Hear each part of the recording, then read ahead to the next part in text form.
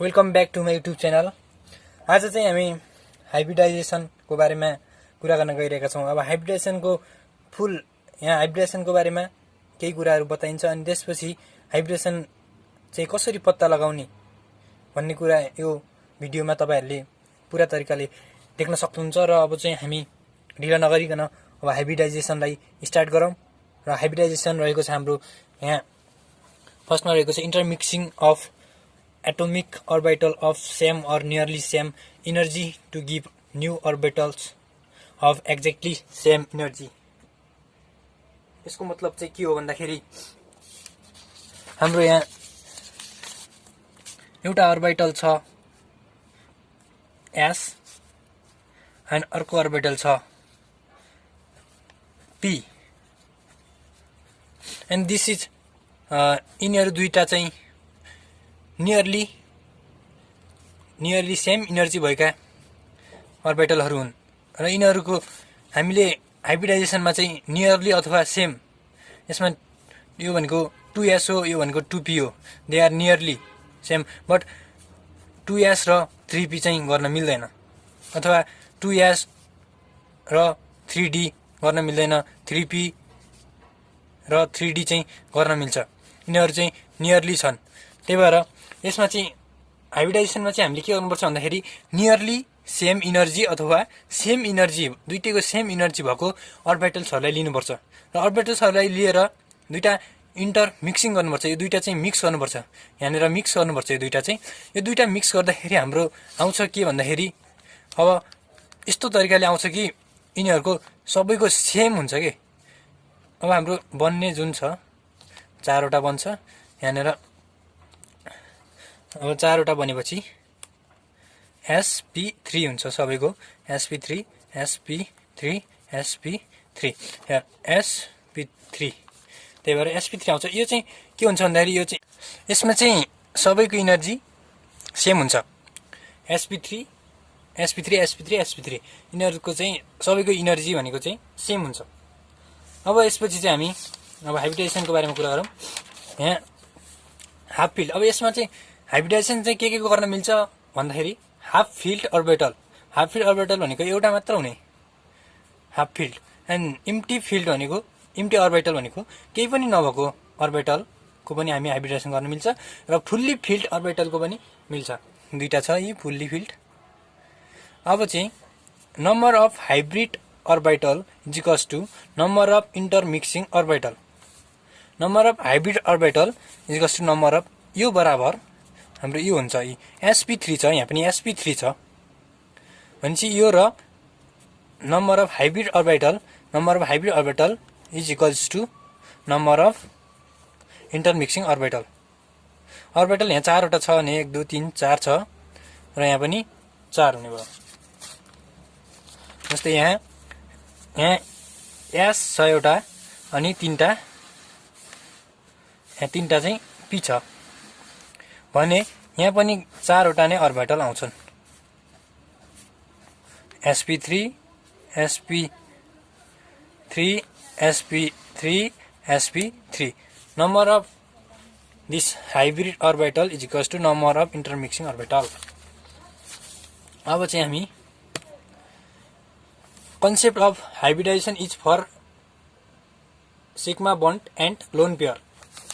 अब यसमा sigma bond भन्नाले के भनिन्छ भन्दाखेरि सिग्मा बन्ड भनेको single bond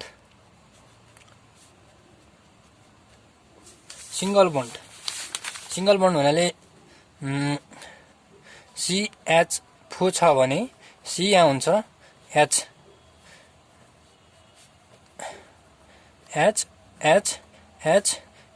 this is sigma bond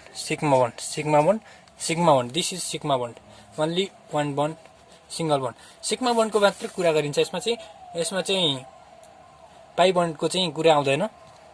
sigma बन्डले मात्र यसमा इन्भल्भ हुन्छ र पाई बन्ड चाहिँ यसमा इन्भल्भ हुँदैन। त्यही भएर हामी पाई डबल बन्ड गर्नै पर्दैन यसमा। र hybrid orbital are named after parent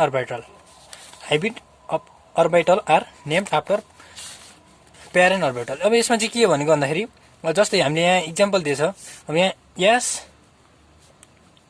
p p p यो चाहिँ हाम्रो प्यारेन्ट अर्बिटल। यसबाट यो मिक्स भएर बल्ल यहाँ के बन्ने हो भन्दाखेरि sp3 sp3 sp3 बन्छ नि। यो चाहिँ कसरी बन्यो त? यो प्यारेन्ट्सहरू मिक्स हुँदाखेरि मिक्स भएर यो बनेको। त्यही भएर हाइब्रिड भनेको दुईटा चिज मिक्स भएर नयाँ चिज बन्नेलाई के भन्छ? हाइब्रिड भन्छ। हाइब्रिडाइजेसन पढेको छ। अब हाइब्रिडाइजेसन यसरी भयो। ल अब चाहिँ के भयो भन्दाखेरि यो दुईटा मिलेर यो भयो। जस्तै 1s plus 2p 1s plus 2p भएर के भयो?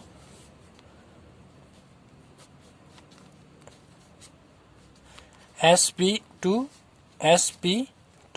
एउटा s छ र दुईटा p छ भने sp2 भयो। अनि यो केबाट बन्यो? प्यारेन्टबाट। यो प्यारेन्टहरू दुईटा मिक्स भएर बल्ल हाइब्रिड अर्बिटलको नाम दिएको।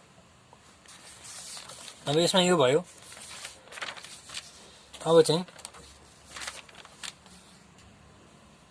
चाहिँ कसरी फाइन्ड गर्ने हाइब्रिडाइजेसन? यसको चाहिँ दुईटा मेथड अथवा तीनटा मेथड जति हामी ट्रिक लगाउन सकिन्छ। र अब यसको मेथडबाट जाउँ भन्दाखेरि यसमा फर्स्ट मेथड रहेको हाम्रो जियोमेट्रीबाट चाहिँ हामीले यसको पत्ता लगाउन सकिन्छ। र हामी फर्स्टमा जियोमेट्रीबाट गर्न गयौँ। अब जियोमेट्रीबाट चाहिँ के हुन्छ? जियोमेट्रीबाट हामीले अब जस्तै हामी इक्जाम्पल लियौँ। अब जियोमेट्रीमा चाहिँ अब जस्तै SO3 को इक्जाम्पल लियौँ। अब SO3 मा के हुन्छ भन्दाखेरि S सेन्ट्रल एटम, यसले चाहिँ डबल बोन्ड बनाउँछ।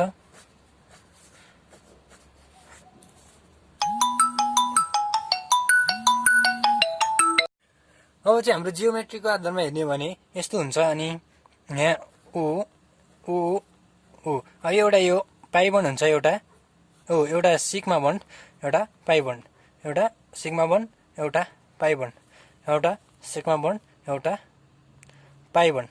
अब यसमा चाहिँ पत्ता लगाउने कसरी भन्दाखेरि Z इक्वल्स टु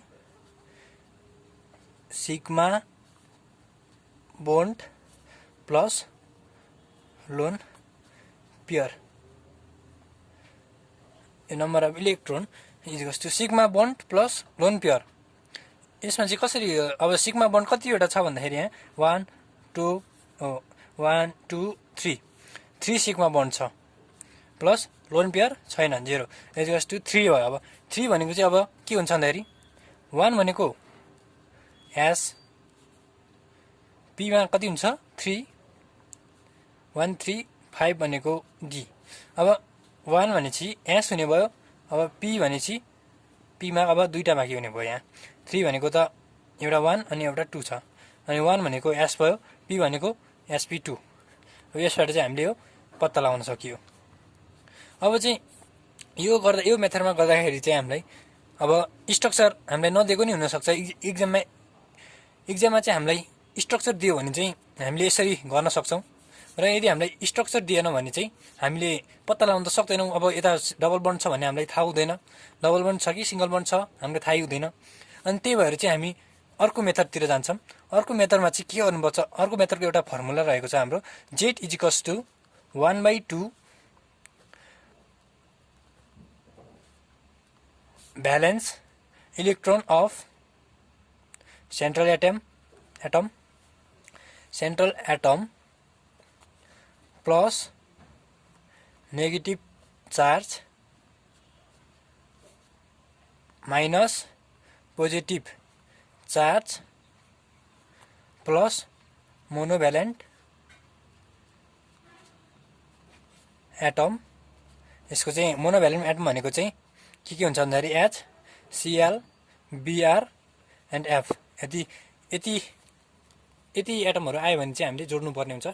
र हामी अब यसको इक्जाम्पल गर्छौँ। र अब हाम्रो फर्स्ट इक्जाम्पलमा हामी के को इक्जाम्पल लिन्छौँ भन्दाखेरि फर्स्ट इक्जाम्पलमा चाहिँ हामी CH4 लिन्छौँ। CH4 this methane. एन्ड अब हामी CH4 लिँदाखेरि कुन चाहिँ सेन्ट्रल एटम अब पत्ता लगाउनु पर्यो। सेन्ट्रल एटम भनेको हाम्रो सिङ्गल हुन्छ, एक्लै हुन्छ। यो अब दुईटा, यसमा त 4वटा छ, अब यसमा दुईटामा एउटा मात्रै छ। अब भने चाहिँ यो कार्बन हाम्रो सेन्ट्रल एटम हुन्छ। कार्बन सेन्ट्रल एटम भएपछि यो हाइड्रोजन चाहिँ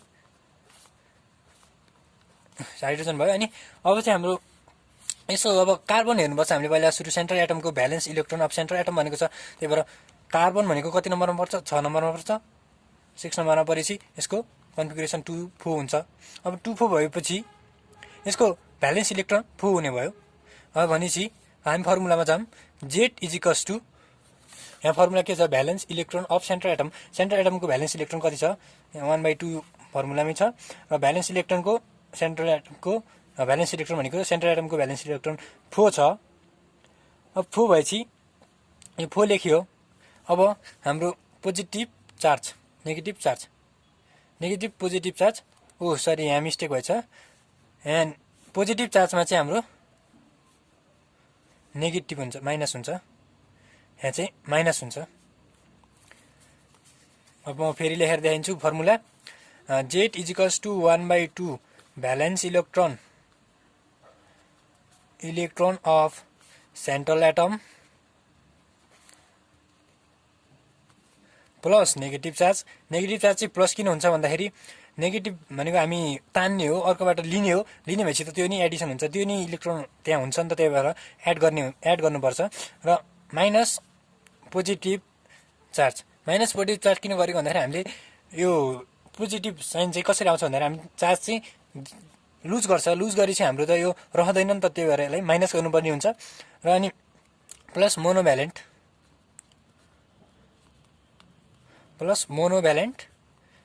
एटम। मोनोभ्यालेन्ट एटममा के गर्छ भन्दाखेरि HCl Br F, यति कन्ट गर्न सक्नुहुन्छ तपाईँले, 4वटा मात्रै रहेछ। अनि अब यसमा चाहिँ हामीले के गर्नुपर्छ भन्दाखेरि अब यसमा हामीले अब इक्जाम्पल दिँदै थिएँ म। अब इक्जाम्पलमा चाहिँ CH4 दिँदै थिएँ। अब CH4, अब कार्बन, अब हामी सेन्ट्रल एटम त कार्बन हो, त्यही भएर कार्बनको अब हामीले हाम्रो फर्मुला अनुसार कार्बनको के छ? Valence electron of central atom.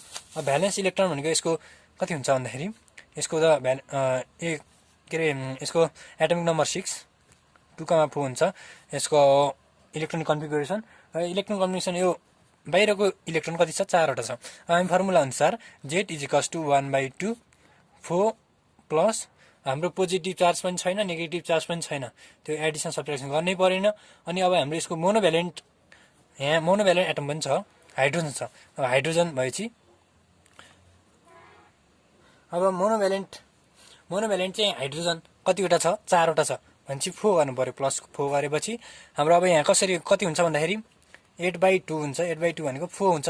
अब हामी 4 भएपछि फर्स्टमा त 1 हुन्छ, अनि त्यसपछि 3 हुन्छ। 1 प्लस 3, अब 1 भनेको चाहिँ ह्यास भयो, अब P भनेको चाहिँ 3 हुन्छ, 2 भयो।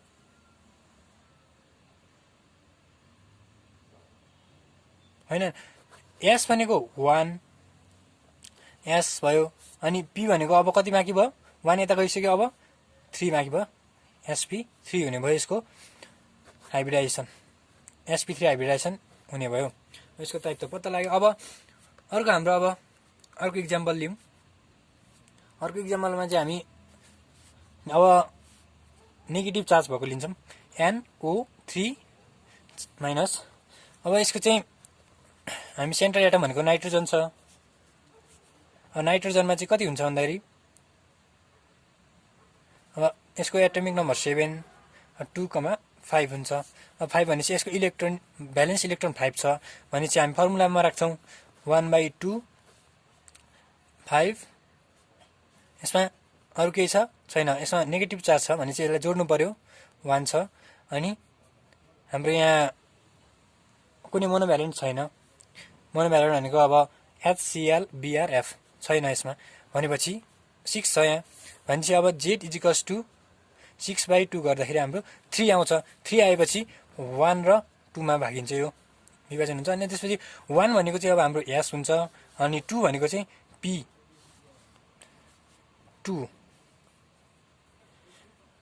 SP अनि 2। अब यस्तो हुन्छ हाम्रो। अब यो यसरी नै गर्ने हो। अब सिम्पलमा चाहिँ अब हाम्रो NH3 छ। अर्को इक्जाम्पल लिउँ NH3 मा चाहिँ n भनेको चाहिँ सेन्ट्रल एटम n = 7 2,5। अब फर्मुलामा राख्दाखेरि Z = 1/2 5 प्लस हाम्रो नेगेटिभ पोजिटिभ चार्ज छैन भने चाहिँ अब हाम्रो यहाँ मोनोभ्यालेन्ट छ कतिवटा 3टा छ हाइड्रोजन, त्यही भएर 5 6 7 8 भयो। 8/2 गर्दाखेरि 4 आएपछि अब हाम्रो के हुन्छ 4 चाहिँ 1 र 3 मा डिभाइड हुन्छ। अब 1 भनेको S हुने भयो, P भनेको P भइहाल्यो, अनि यहाँ 3 छ अनि sp3 हुने भयो। अब यसरी नै पत्ता लाग्छ। यो पनि सजिलो तरिका छ। अहिलेलाई यति नै। अब तपाईहरु नयाँ हुनुहुन्छ भने च्यानललाई सब्स्क्राइब गर्न नबिर्सिनु होला, अनि लाइक, अनि यदि तपाईहरुलाई केही कन्फ्युजन छ भने कमेन्ट गर्नु होला। Thank you.